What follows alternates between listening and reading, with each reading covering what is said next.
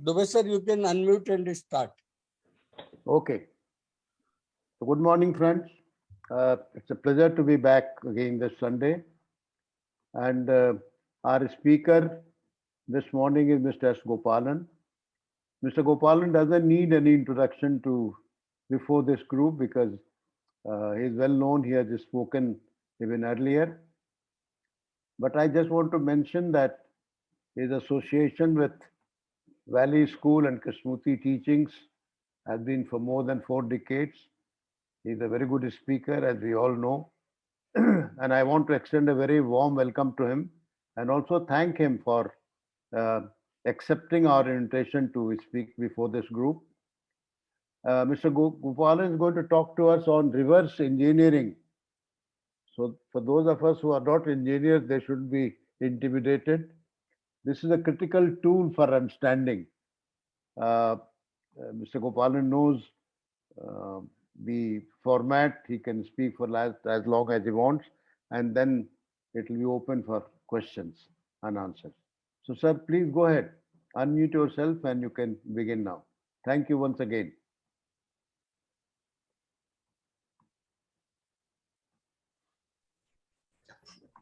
Namaste, everybody. First of all, I am not an engineer, and this is not a lesson in engineering. I've just borrowed a term from engineering to make my point. So there's no need to be intimidated. Okay. I'm sure many of you must have heard of this town called Ludhiana in Punjab. A very interesting phenomena. If you go to Ludhiana, there are many workshops in that town.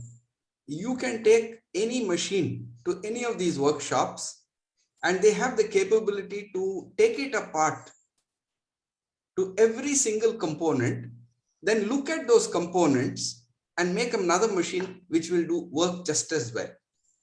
And if you want evidence of this, you just have to see the sewing machine of any roadside tailor. It will not be one of the branded models. It will be some unknown brand made in Ludhiana. So they have this capability to take apart anything and replicate it. Now, replication is not copying. It's a new invention, although the end product may be the same. And I think this is something that somewhere in our discussions we've missed out. In Krishnamurti circles, you hear a lot about repetitive action, mechanical action.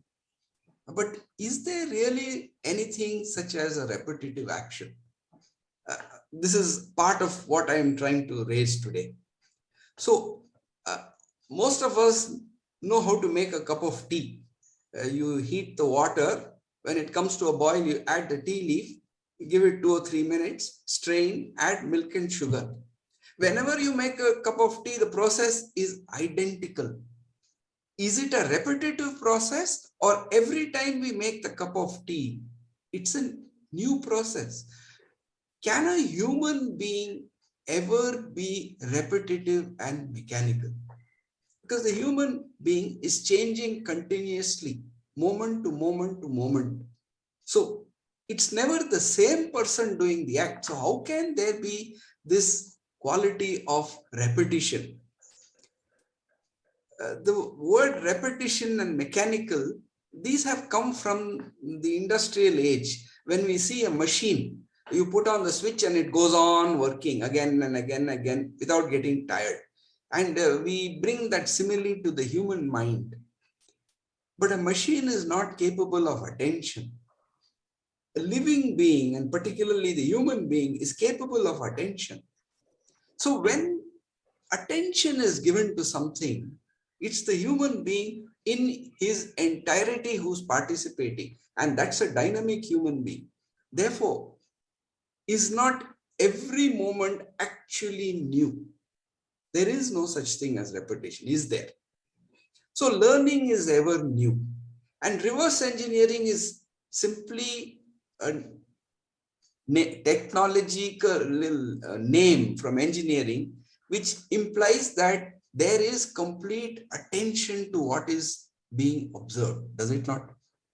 Now, in his talks, Krishnamurti very often gave the example of the invention of the jet engine. And what he said in one of those talks was, that is how the jet engine was discovered. The man who discovered it understood completely the internal combustion machinery, that is the piston and all the rest of it. And he said there must be something more. He was watching, waiting, listening, and he came upon something new. Now, was this not an example of reverse engineering?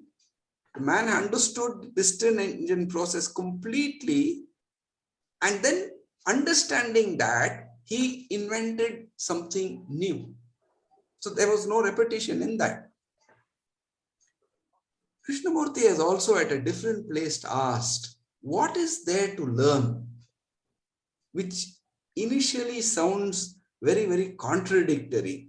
But if you really look at it, we always assume that learning must have an outcome, and that outcome has to be knowledge. Knowledge is accumulative. Therefore, unless there is knowledge resulting from that process, we think learning is not happening. But to go back to that example of making a cup of tea, every time we make a cup of tea, is there not a learning that is actually happening? Because the circumstances are dynamic and changing all the time. So long as attention is there not learning? Does it depend on a variation of the activity and the object for learning to happen? That brings us into this whole culture today of we want variety in everything.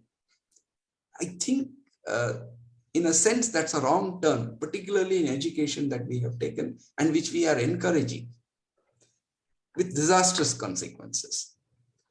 So, is not all learning really a rediscovery of knowledge that already exists?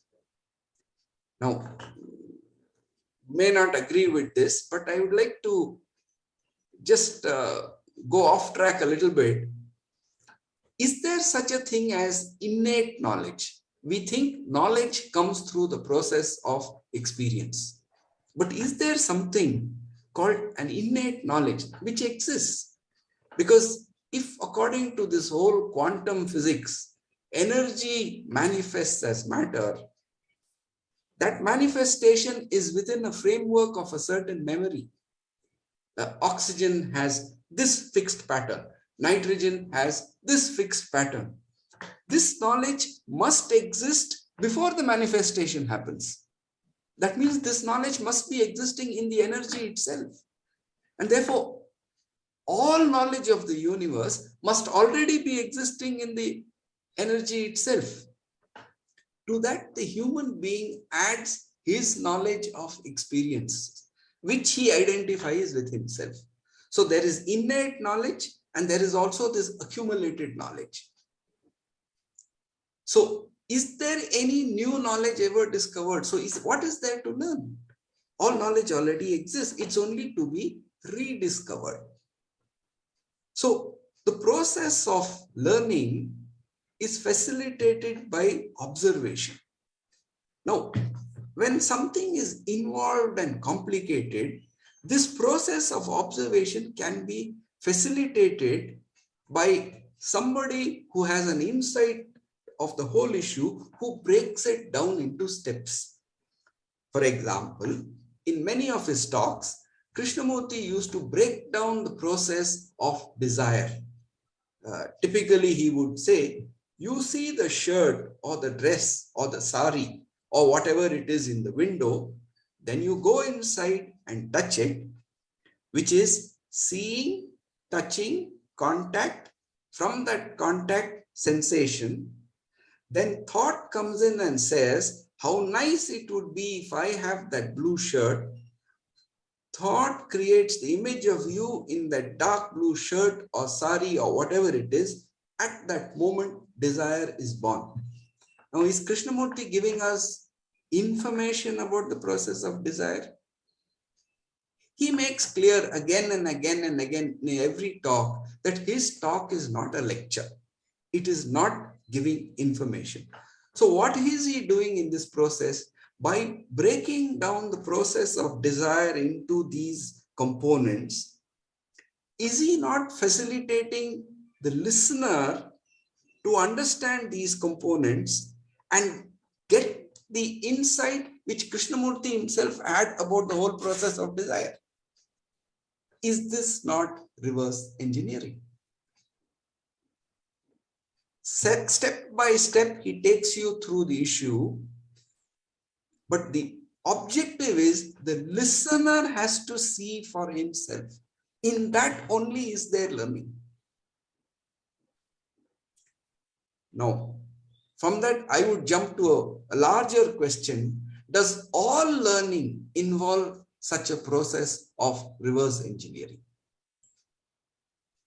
It's fairly easy to see this in the outer world, but we always think that it's not the same in the inner world, and we assume there must be another way of learning in the inner world.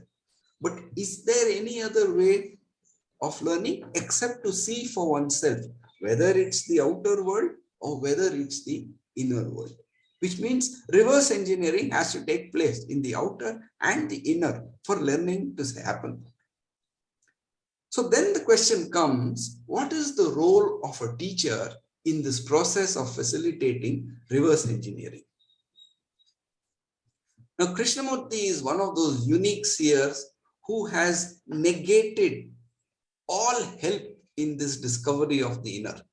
No guru, no teacher, etc., etc., is something he has said again and again and again. Why did he say this? To quote a talk he said in 1983, he said, there is no help from this person. And in another talk in 1985, he made an interesting statement.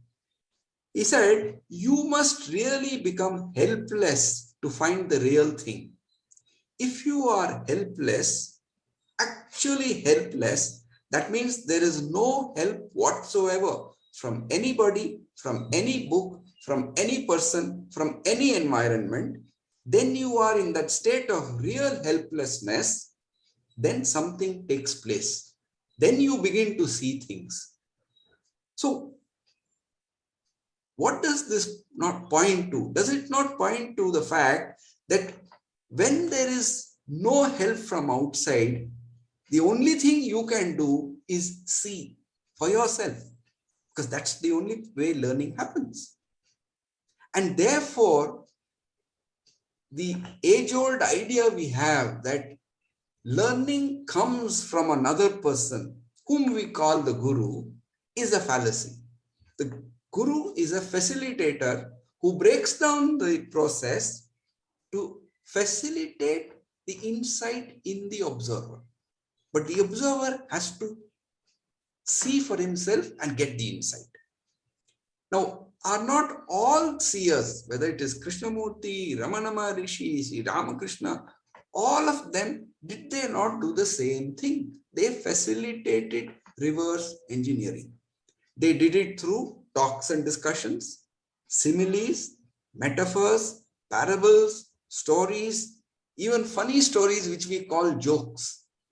All that was only meant to facilitate the listener being able to see for himself. Now we know that words are symbols. They stand for something which we are trying to communicate. And that's why the oft-repeated statement of Krishnamurti, the word is not the thing. So in all these similes, metaphors, stories, there is a deeper meaning. And it is that deeper meaning which we want the listener to come upon. How does this inner deeper meaning come through? Is it a fixed meaning and only the same meaning can come to everybody? Or is it that every person who sees it every time may see it slightly differently, and therefore it is seen again and again and again? The same story can give different insights at different points in time. depending on where the listener is. So coming upon this deeper meaning is the essence of reverse engineering. The listener listens to the story. As he listens, he lives it for himself, immersed in it. In this immersion, understanding comes. Understanding has always got to come. You can't come upon it. So understanding then must always come from the inside, never from the outside. The outside prop can facilitate the process, but understanding is always from inside. So is this what Krishnamurti implied when he said in a talk in 1978, you are not listening to the speaker. You are asking the question to yourself and finding the right answer without accepting any kind of authority, especially the authority of the speaker. So then the question arises, do seers facilitate this inquiry when people listen directly to them? Without a doubt. Do they also facilitate such an inquiry even when people don't listen to them directly? Now, in the Indian tradition, there are said to be 108 Upanishads, of which only about 20 are available. The rest have been lost. Upanishad itself means sitting down besides. So these are records of conversations that seers had with their listeners. And while at one level we can say that no book is holy because it's the expression of thought, that doesn't negate the truth, the statement of the mind of truth from where these statements came. They are only expressions of that. Now, Krishnamurti died in 1986, but even before he died, long before he died, his talks have been recorded, compiled, printed as books. They are maintained, available for people to study. So can we call Krishnamurti's collection the 109th Upanishad? So this has always been a question of doubt for me. Why in the Krishnamurti circles do we decry the benefit of study of similar works of any religion?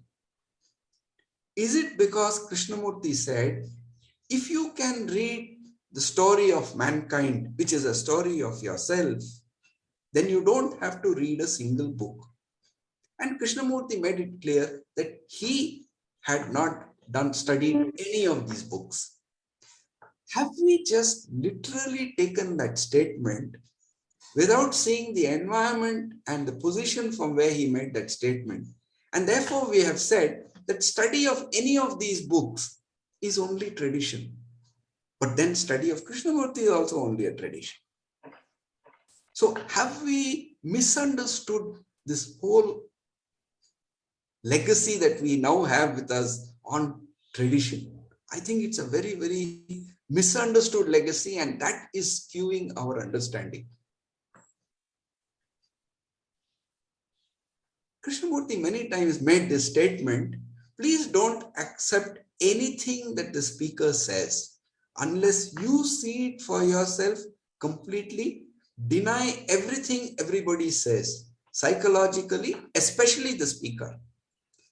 And this is why in many discussions, I always ask, why do we quote Krishnamurti? We can quote Krishnamurti as to facilitate a process, but then we can quote anybody else. It doesn't matter.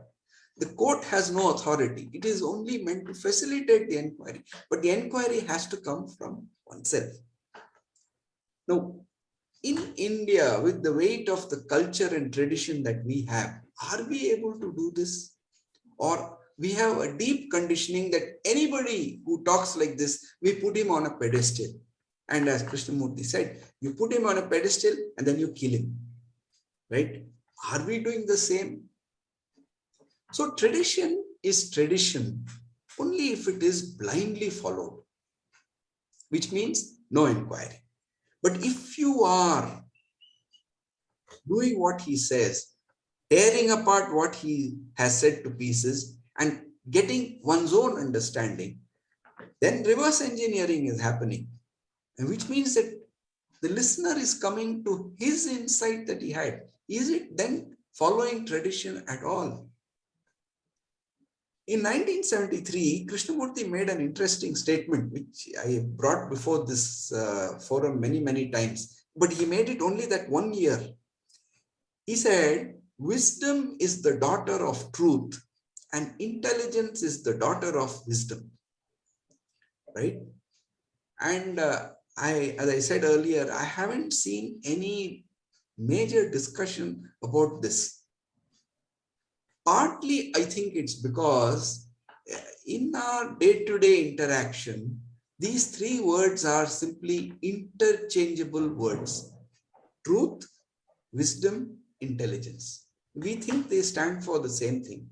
And therefore, we haven't had too much of discussion on this. But I'd like to put across a different viewpoint here. Please consider it and let's talk about it. I'm suggesting that truth is something that exists, it's dynamic. Wisdom is the expression of that truth. Now, any expression comes through the thought intellect. It's like a word. Just as the word does not mean the thing, the expression of wisdom is not wisdom. It's pointing towards something which we say is wisdom. So what we actually mean when we say wisdom is the expression of that wisdom. But that expression itself is not wisdom. That expression has to be re-engineered, reverse engineered, so that we reach that same state of truth. Now, this expression comes as talks, discussions, stories, similes, examples. And this is what is the basis of every scriptural text in any religion across the world. They all are expression of truth by that seer as he perceived it, and it has been expressed and recorded. The reader of it interprets it in his own way. And I am suggesting the transmission of the wisdom which the seer is expressing comes to the listener when the process of reverse engineering is complete and the listener sees for himself. So, truth is expressed as wisdom. When it is reverse engineered, it results in intelligence arising in the listener. So it's a process of replication. It's not following any authority or word because it has been said by somebody. Now, what is the difference then between the seers and laymen? There can be truth in any statement that is made by anybody. I think there is one major difference. A seer, whenever he talks from being rooted in truth. And therefore, his expression will always have that expression of wisdom. Whereas, when you are not rooted in truth, that is, when you're not a seer, you may make statements, but they don't have that depth. Just to give you an example, there was this movie called Wall Street, which came in after the 1978 crisis, 80 crisis. And this lead character in that Wall Street movie makes the statement, greed is good, right? But you can see that that statement doesn't come from any depth. It comes from a very superficial statement. And therefore, it's not worth examining too far. So this then brings me to a topic which I am talking about now. I might not have said the same 20, 30 years ago. And then that is this whole business of culture and heritage. Somewhere in our circles, this is all pushed aside. I ask, is that justified? Culture is only what is actually being lived. There is no point in our saying India had a great culture 10,000 years ago. That's not culture, that's heritage. So I'm suggesting heritage is the expression of that culture as it is recorded. And therefore, heritage is accumulated. Culture is only what we live. And if you see what we are living today on the culture which has just flown in from the West and blown out everything that we stand on. We are just running. We've been swamped with that flow. We're not able to question that. That's the culture that we have today. Therefore, there's no point in saying that we have a great culture of 10,000 years old. But the value of heritage is that it enables you to reverse engineer the insights and truths from where that heritage was expressed in those times. And if you just once examine the heritage of this land, it's an extraordinary heritage, which is not found in any other culture, any other heritage in the world. But that heritage has to be reverse engineered, which means we have to come upon the deeper meaning of whatever is written there and not just take the superficial symbolical meaning and stop with that. How does one come upon this deeper meaning? Again, the listener, the reader has to come upon it for himself. Yes, others may point it out, but we can't depend on that. Just to give you two examples of this, Dussehra just happened a short while ago. And all over North India, during Dussehra, you have this effigy of Ravan which is burnt. And all these effigies of Ravan have one common characteristic. They have 10 heads. Right? Why does Ravan have 10 heads? Because the Mahabharata said Ravan has 10 heads. But if you inquire a little bit, is it possible for somebody in a human form to have 10 heads? How could he sleep? Right? So then you understand that in our heritage, in the heritage that the language that we use, the head refers to the ego. The heart refers to something deeper, feeling. So if somebody has 10 heads, does it not really mean his inflated ego is 10 times the normal? I am king. Nobody can defeat me. That kind of an ego. That's easy to understand because we have examples of it in our own lives. Similarly, if you look at any printed copy of the Bhagavad Gita, the cover invariably will be a chariot, Arjuna standing, and Krishna holding the reins. Is there a symbolical meaning in that? Krishna represents the Godhead, truth, insight. And Arjuna says, I take all my instructions from Krishna. I don't decide anything for myself. So is it not saying, let the individual take his direction from inside, which is not his own insight, his insight. So the moment you look at these deeper meanings for yourself, these texts make great meaning.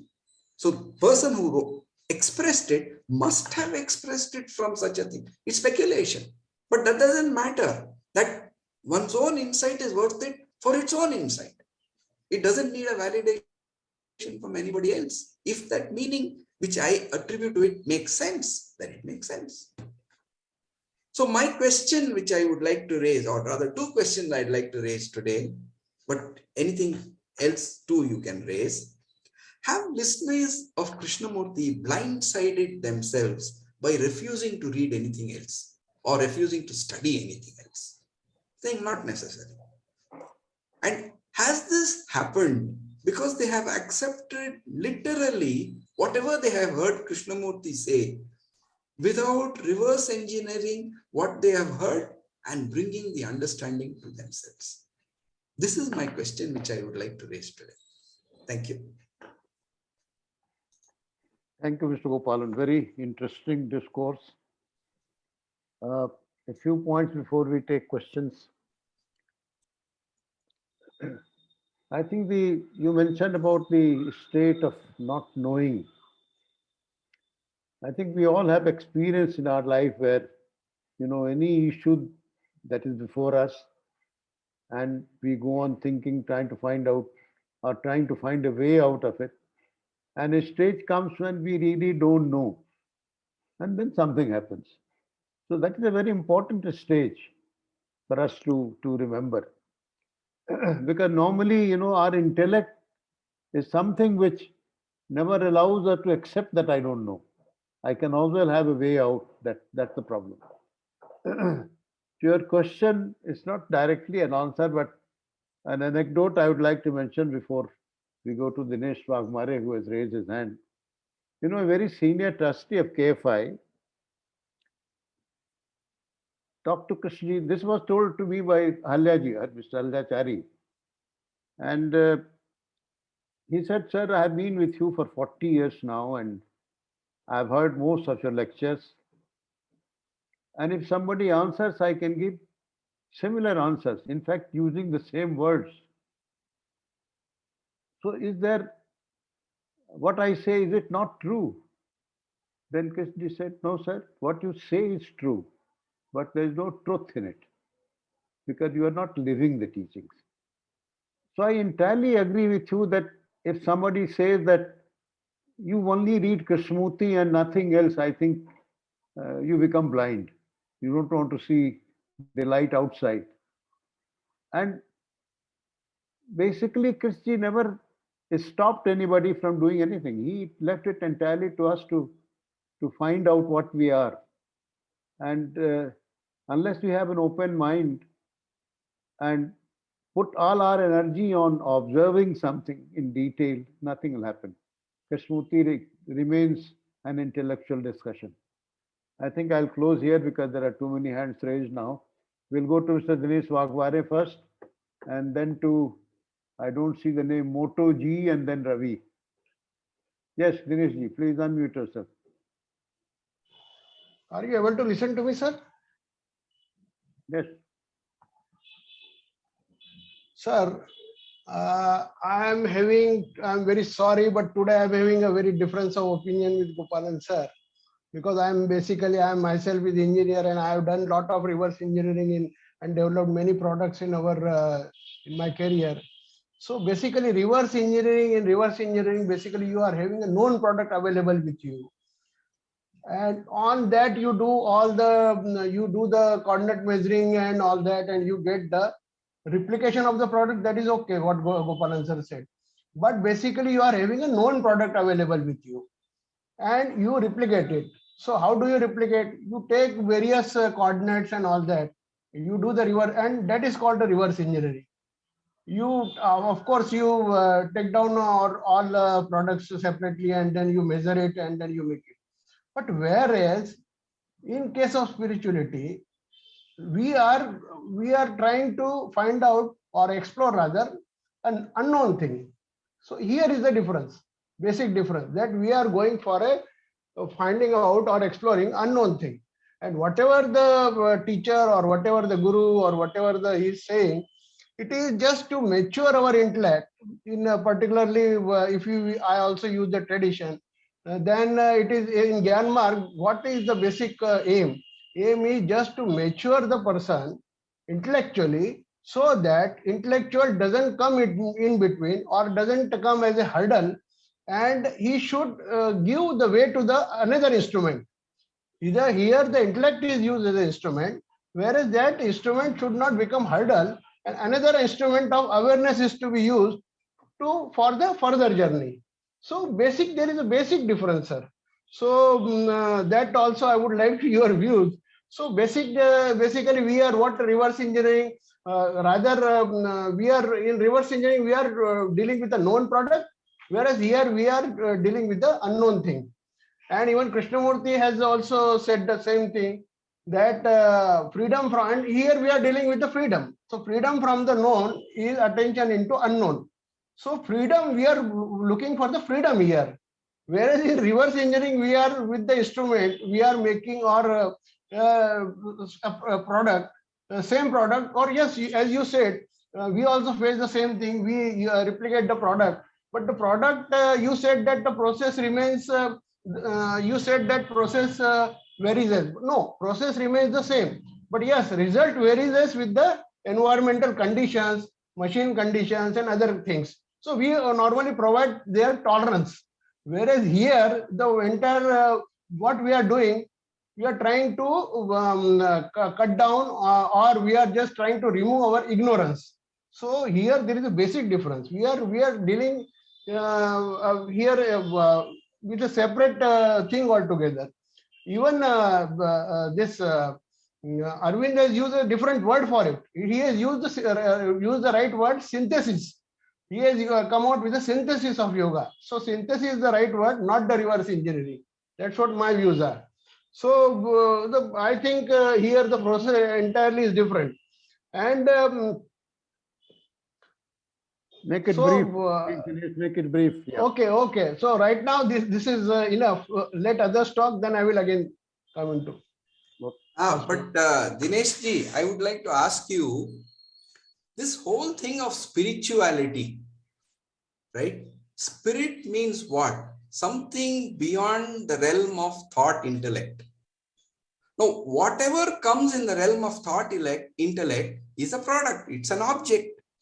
So when Krishnamurti explains the process of desire, those 4 steps that I listed out, those 4 steps are in the realm of the individual, the intellect. And therefore, that is the process of reverse engineering. Otherwise, why explain all this? Is it not for you to be able to see for yourself and then jump from that level of intellect? So are we projecting something as spirituality and then saying we're going to work for it? Or spirituality is only whatever exists when this thought ego is not active, which we can only imagine? Sir, my views here are, whatever the Krishnamurti said, that is just for the beginners to understand what is happening with him.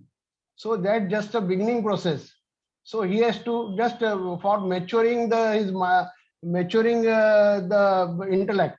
So he just to understand the structure of mind, and so that the intellect becomes mature, and then he can open his windows and go beyond. So basically, just to maturity of the intellect. That's all. Right. Therefore, at the level of intellect, reverse engineering is valid. Now, what happens outside the intellect cannot talk about. But the intellect can reverse engineer. It can see that this is the process, and then it has to quieten down. Okay, thank you. Thank you, Gopalji. We will go to Durgaji now. Please unmute yourself. I didn't see your name. I saw only the instrument you're using. Yeah, this is a different mobile, sir. That's why. Yeah. Yes. Good morning, everybody, and happy Diwali to all of you also. Yeah. Good morning, sir. Gopalan, sir. Yeah, it's an interesting discourse, and you brought a lot of general observations and yeah, a lot of figurative speeches, figurative examples also you quoted, like Dashara, Ravan with 10 heads. And I think Ravan's 10 heads representative of his knowledge also, sir. That's what I feel. People say that, he's great knowledgeable in, the music and the yoga and even not yoga. I think different areas he had mastered and all. He was a very knowledgeable person. Maybe that also represented. And of course, if you have so much of knowledge, you have inflated ego also. I thought I should mention this point also here. And yes, sir, these are all my previous speaker, like Mr. Dinesh was suggesting.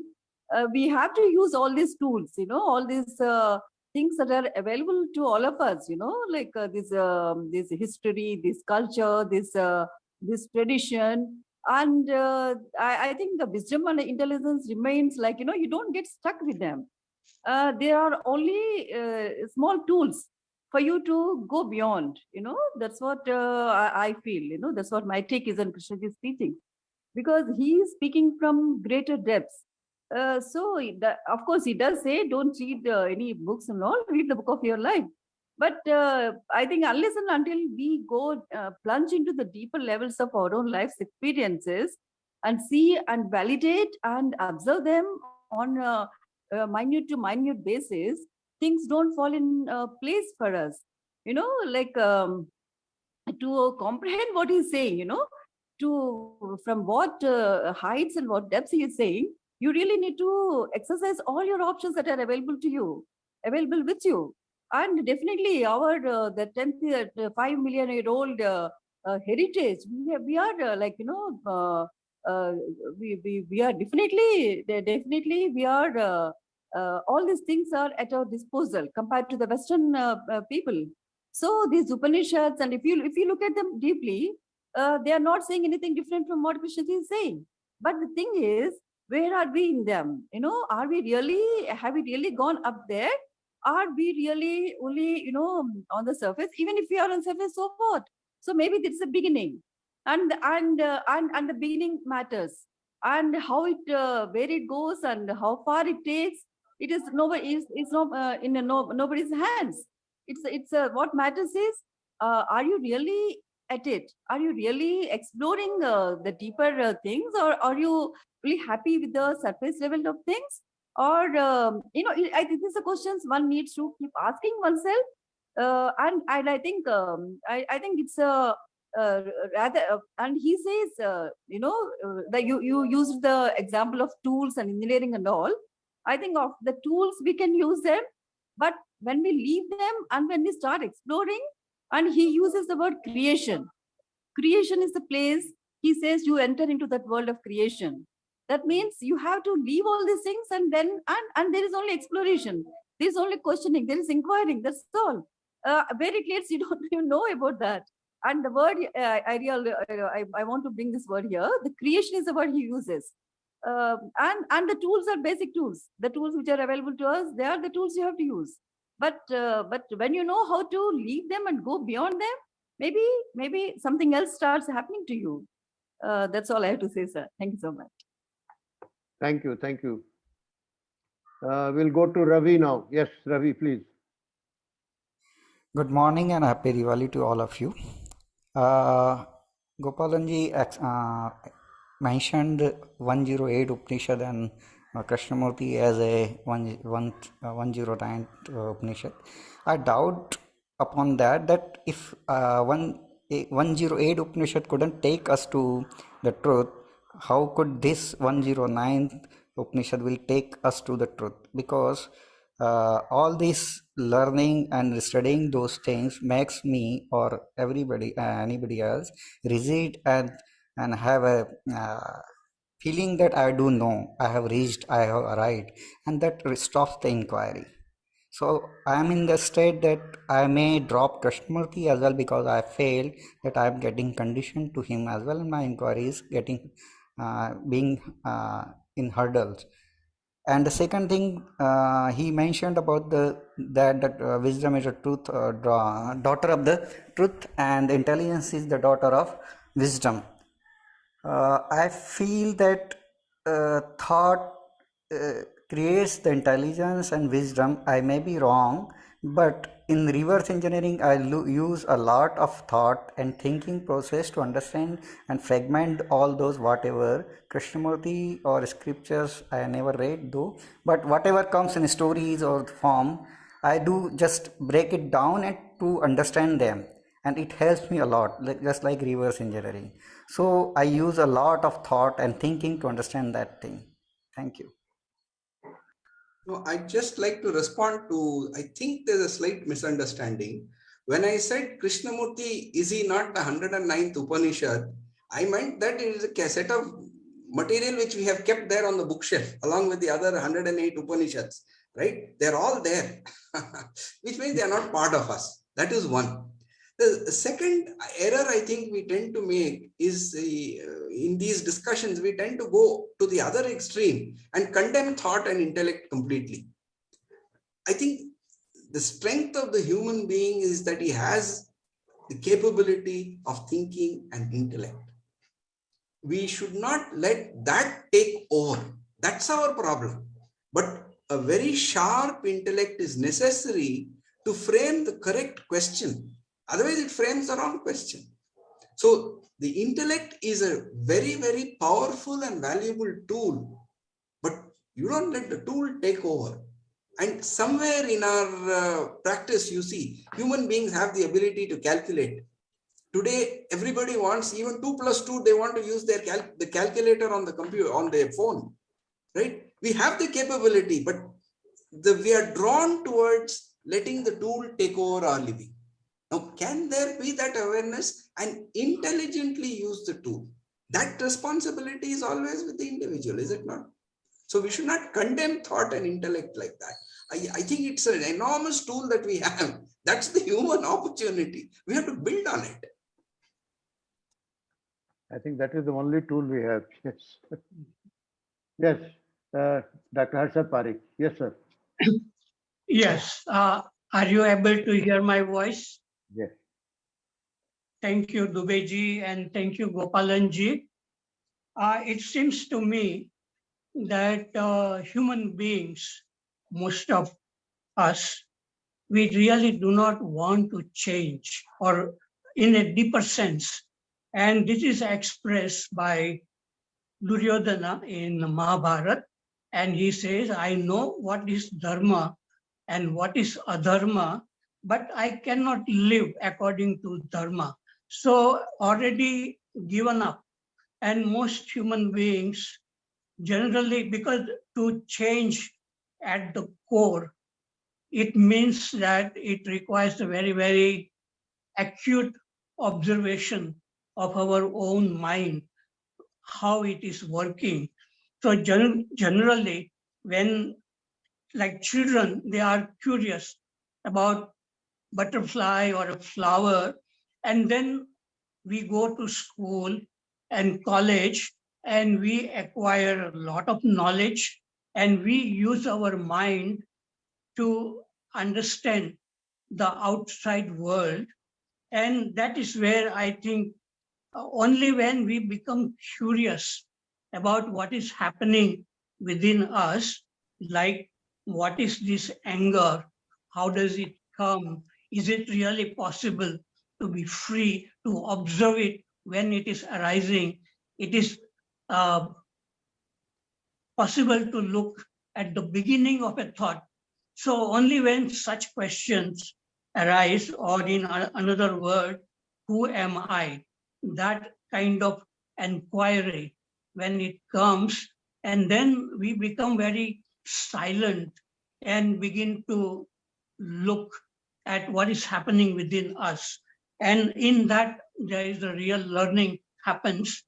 And sometimes I mention the case of a rat with a short tail, and it's trying to catch its own tail, and it's going round and round.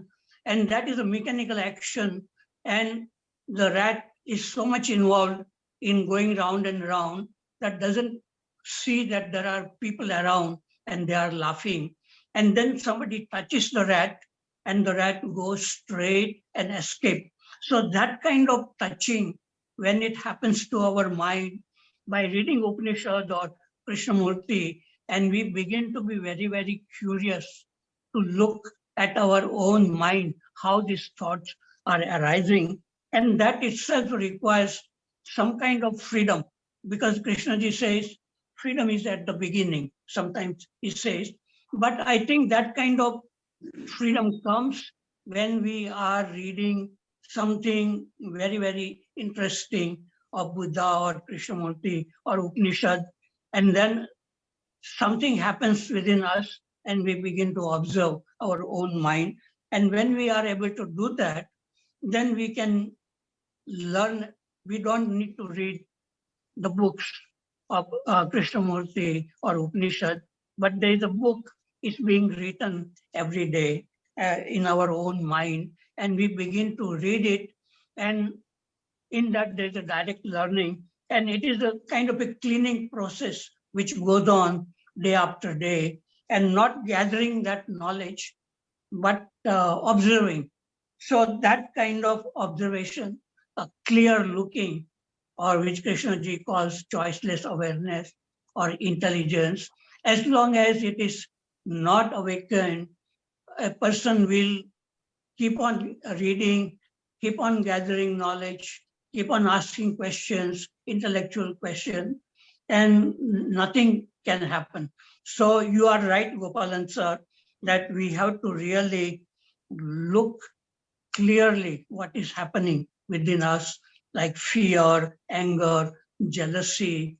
When we are curious about that, then something new begins to happen. So I have said enough. Thank you. Thank you, Arshad bhai.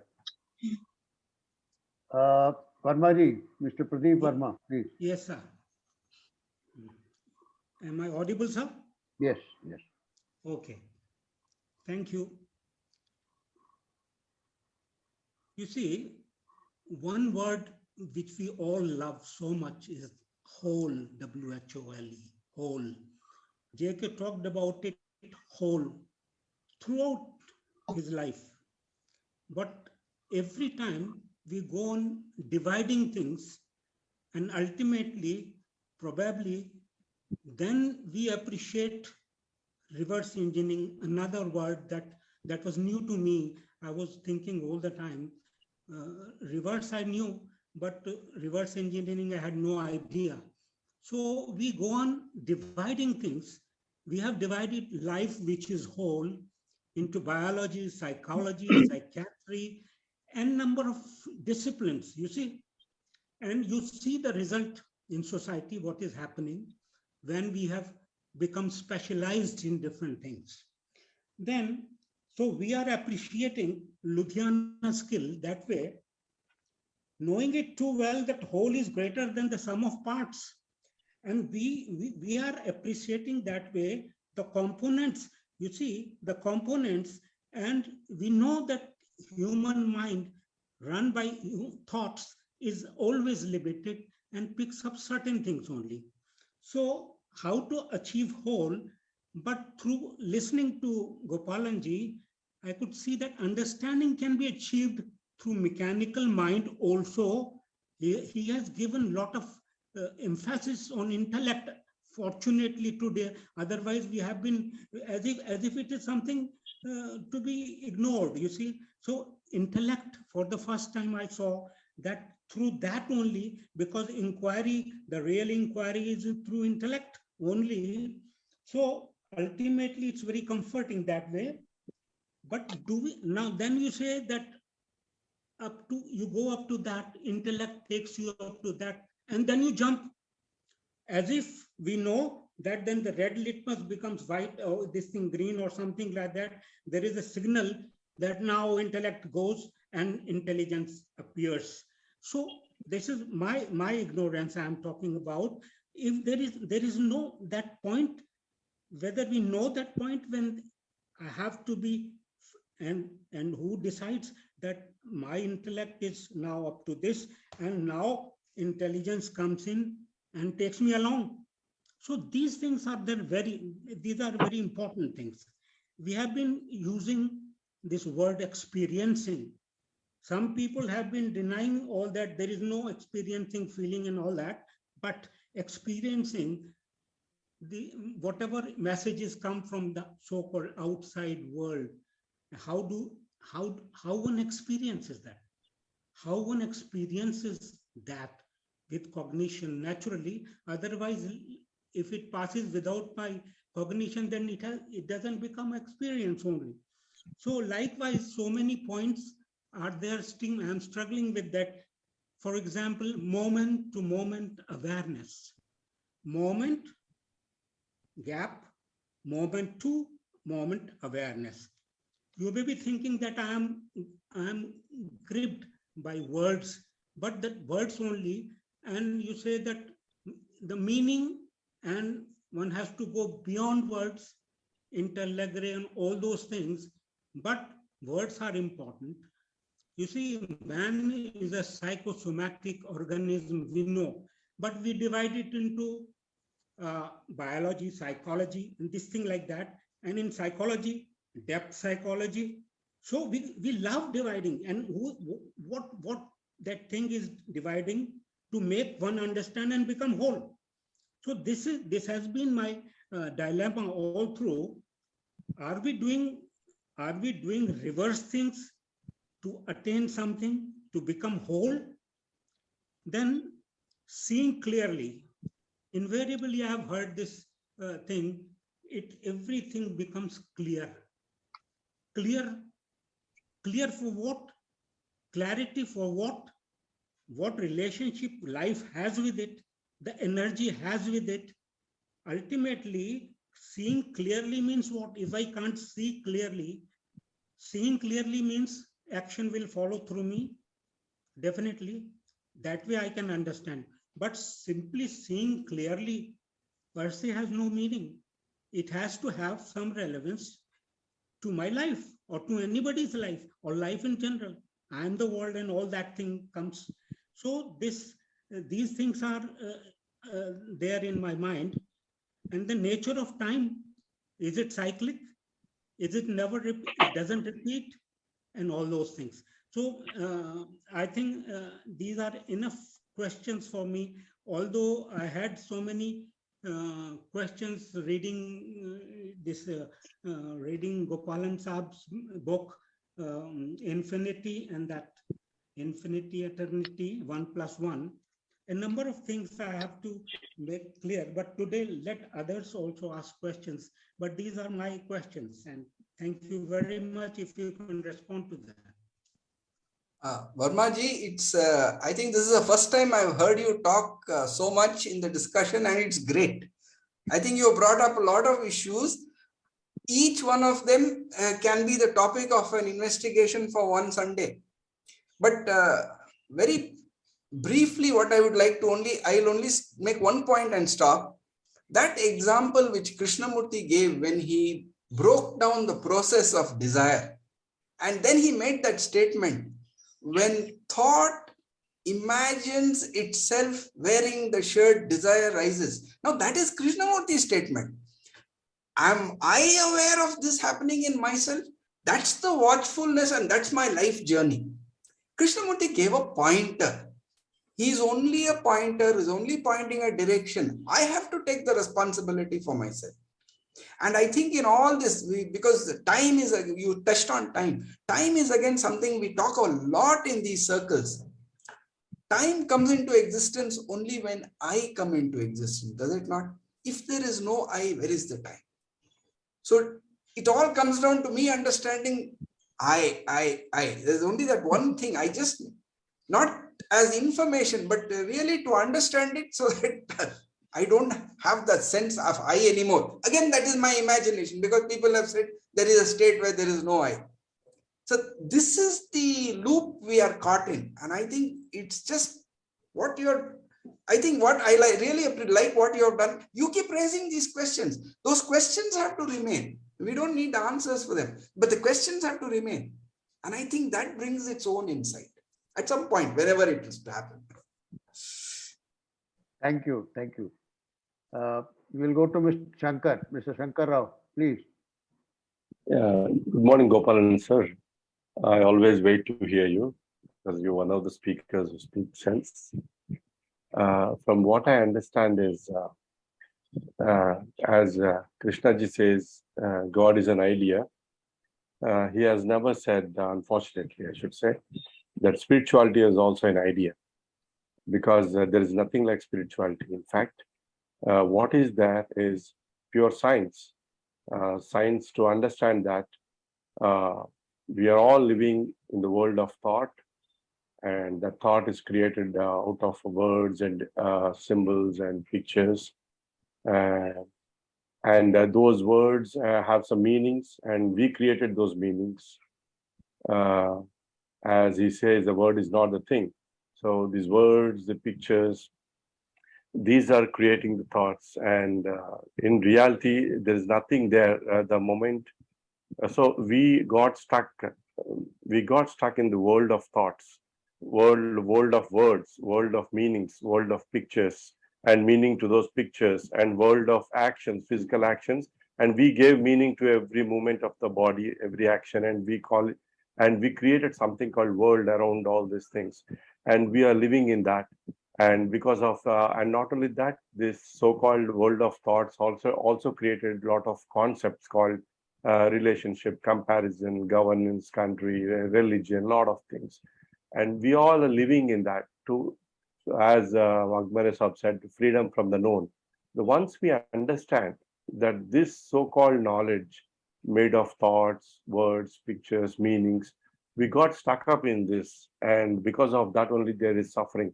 And what is beyond this? The moment you understand what is beyond this thought-made world. So the moment you understand that and you start perceiving everything as it is, without the help of these words, pictures, and all that, the moment you understand as it is, what's his name? Sharma ji, what's his name?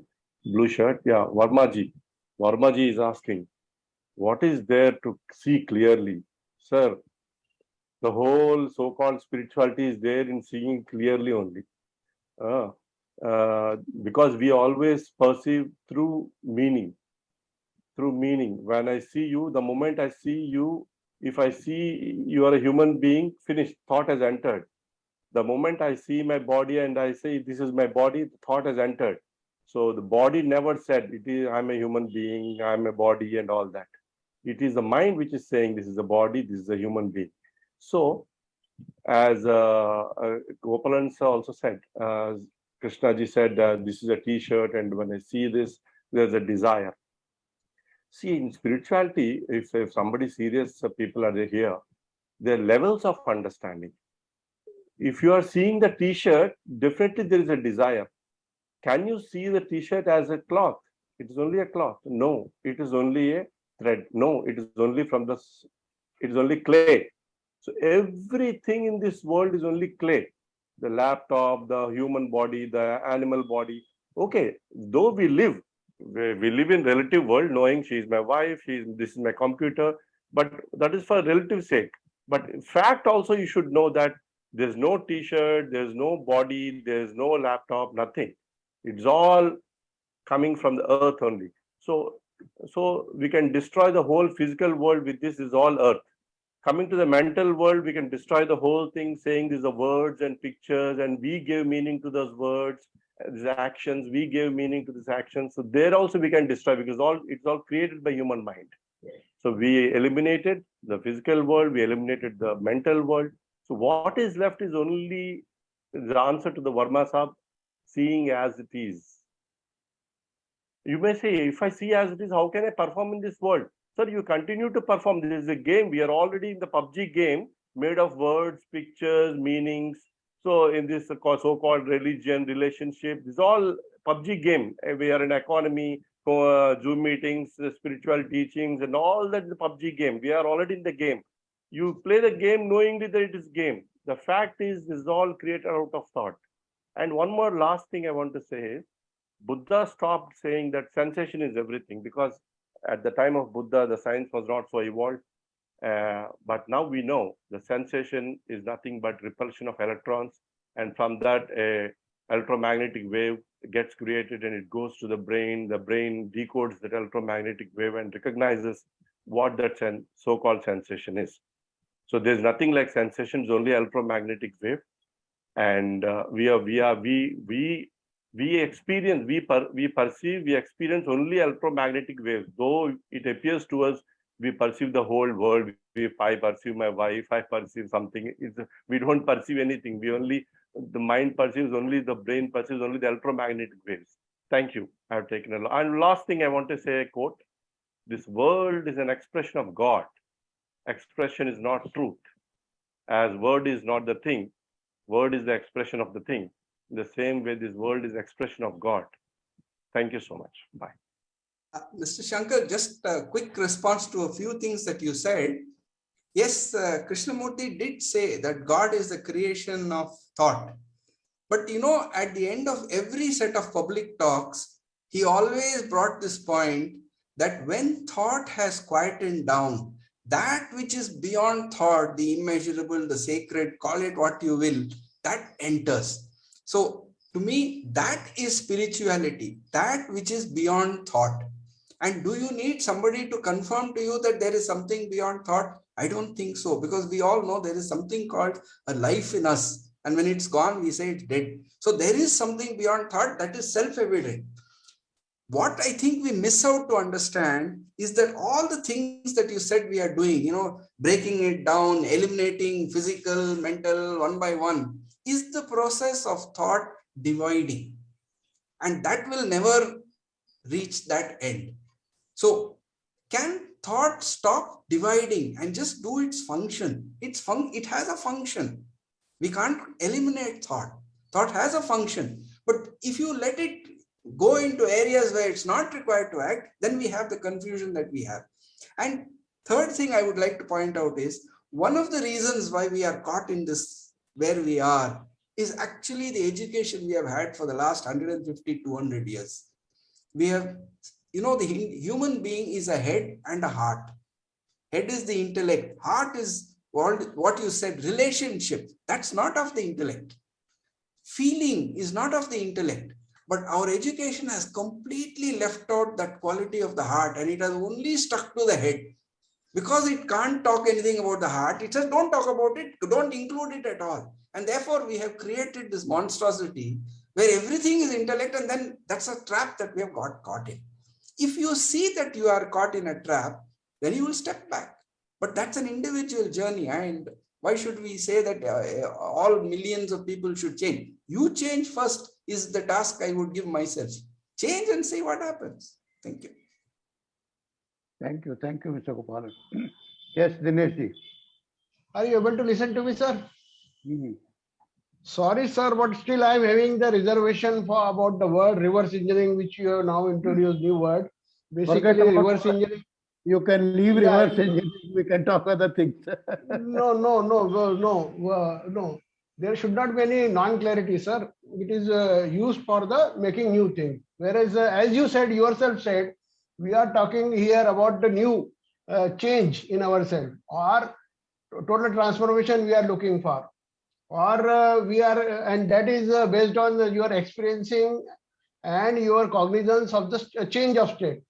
So this word, I think, as we should not use for this word here. What do you have to say on this, sir?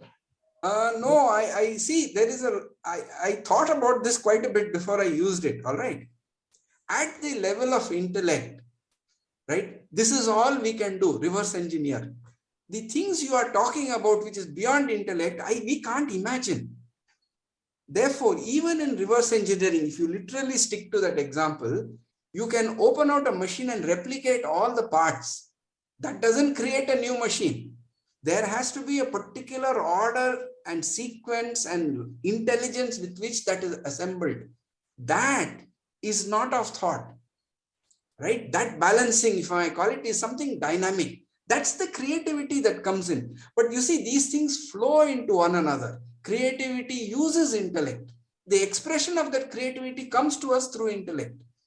So that is why at the level of intellect, I will go back to that example of Krishnamurti on explaining desire. He has broken it down into 4 steps and then pointed out that moment when I imagine wearing the shirt desire is born, it's a statement for me. I need to experience it for myself. Only then reverse engineering drops it. Thank you. We'll go to Dr. Harshad Parikh. Yes, sir. Yes, I like to say something about the words. And as Krishnamurti says, word is not the thing, but words which come from clarity, silence, such words has certain thing. And when such words are read or listened by sensitive people, then those words can lead to non-verbal state. And that requires how one reads or listens to Upanishad or Krishnamurti. And another thing I like to say about the inquiry, if that is through intellect, through words only, then maybe it remains at that level. But coming out from that word, that is the real seeing. I would say that the real seeing is the inquiry, not thinking about. So there is something apart from thinking and feeling within us, which Krishnamurti calls awareness or intelligence. So there is a way of, or there is a seeing clearly how these words are coming, how thoughts are coming. And as long as that has not happened in a human being, then there will be endless questions. But when it happens, then there is only looking, not learning. It's just looking, and that looking or seeing is the action. So, okay, I have said enough. Thank you. Thank you. Thank you, Achal Bhai. Thank you. Yes, Mr. H.M. Shiv Kumar, please unmute yourself. Mr. Shiv Kumar. Yeah. Am I audible, sir? Yes. Yeah. Very, very nice talk. In fact, the way you related to truth, wisdom, and intelligence. And for me, one aha moment was like, when you said that innate knowledge, which is already there, and we are not creating any new information out of that. Okay, it's only like we are extracting and trying to give some shape. Then there's tremendous innate knowledge. That was very, very interesting aspect. But at the same time, I also had the thought, when we say innate knowledge, is it that knowledge which is there in the nature, okay, which is already there in it? Is it in the form of the way we know knowledge as such? Or is it the intelligence that is working in that nature with the knowledge, and whatever we are trying to do is we're trying to only extract the knowledge aspect and leaving aside the intelligence aspect. I don't know whether I made it very clear with my question. Okay, my question is mainly with that innate knowledge which is there already in. So can you say something about that, sir? There are just 2 points I would make. One is that every newborn from any dimension of life, plant, animal, insect, it knows how to grow and survive and flower, right? It's born with that. That's not information. That's one example of innate knowledge. The other is that today we learn from science that energy manifests as matter. To manifest in a form as matter, there has to be a structure. That is why whenever energy comes in a particular structure, it is oxygen. So that information has to be present, and it has to be present before the matter is formed. That means it has to be present in that energy itself. It can't exist anywhere else. Therefore, all knowledge must already exist in the energy itself. I mean, this is an argument, but I can't see any other way of explaining it for myself. Thank you. Yes, Verma Saab. Yes, sir. Just a small thing, because you talked about, you exemplified this JK's words, desire, this into 4 components. I will say desire itself is enough, because the whole market is the factory to find out what is innate as desire in human beings. So it's itself, this desire itself, you go on dividing into components, it is almost unending. And another, Gopalanji, I'll just read one thing from your statement in page number 17, 1+1. In the moment of experiencing, when thought is dormant, experiencing this, I take it as one thing. Then you put so many conditions. In the moment of experiencing, when thought is dormant, first condition, there is only the present. Another, that is, in the present, there is no time with its beginning and end. Eternity according to the dictionary, means time without end. So when, as if we are seeing all this happening right in front of our eyes, you see, experiencing, while experiencing, whether man comes across these things or questions these things, there should not be a thought, thought is dormant or not, only the present is there. Even if any one of these things comes, probably experiencing will be not there. The fresh experiencing. Very true. Any one of these things. Thank you. Very true. So all these statements are made outside that world of experiencing. You are not in that state of experiencing when you are making these statements, right? That's the thing about all writing. But this fact that when you are deeply involved in something, you don't know that you are involved is a common experience for everybody. And I think here we need to segregate between thought and brain. See, thought can't function unless there is a brain. But can a brain function and thought not rise? They are not synonymous. They are not interchangeable, right? And we have the experience of our own sleep. When we sleep, and there are states of deep sleep, when we have no dreams, thought is not functioning, but the brain is very much alive.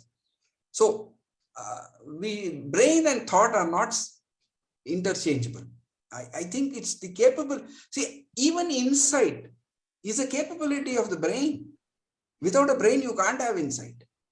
So the brain has many capabilities, but we have just stuck at the level of thought and trying to answer everything through thought and intellect. That, I think, is our problem. Thank you. Rightly said. Yes, Mr. Shankar Rao. Yes, sir. Actually, I have a habit of muting the mic immediately after I speak. So I muted it. So I couldn't respond to sir. As Gopalan sir said, there is life. He also said, in the absence of thought, whatever is there, that is, Krishnamurti said, it is a God, or he has used what you call some other word. As just now, Gopalan sir himself responded to Vermaji that in the state of seeing as it is, there is no life, there is no God, nothing. Okay. Only when you come out of it, then you will say, there is life, there is whatever is there. So it is all expression. Okay. So in the same way, when you are in the state of actual perceiving, there is no world, there is no physical world also. The only when you come out of it, you will say, yes, I saw something after coming out of it. Just now he said brain and mind. See, the brain only sees, that's all. The moment you recognize, the recognizing is done by the mind again. The moment I see the door, the moment if I see actually as it is, there is no observer also here. There is no observed also. Only there is seeing taking place. The moment I recognize it is a door, the mind has entered. So the actual perceiving as it is happens only with the brain. And I want to read out one sentence from Madras Talk 1966 on desire. As long as thought does not interfere with desire, desire comes to an end. So desire is not wrong, but thought interfering with it creates the problem. This I am reading from Dr. Parchuri's collection book, Fundamental Unity. What's his book name? Whatever. That's also I want to say. Thank you. Sir, only one point I would like to raise with you here. You see, you said that when we are experiencing, there's no problem. When we are perceiving, there's no problem. It's only when we start expressing, there is a problem. That expression seems to happen in spite of ourselves. And that expression is what we call the jail, the prison that we live in. So aren't we really saying, can we understand how to, freedom means not to be in the jail. So why is this intellect imagining and expressing when I didn't ask it to do it? We seem, you can't control it. right? Because that's again me. So how does one address this situation? This is the burning question that every human being has, is it not?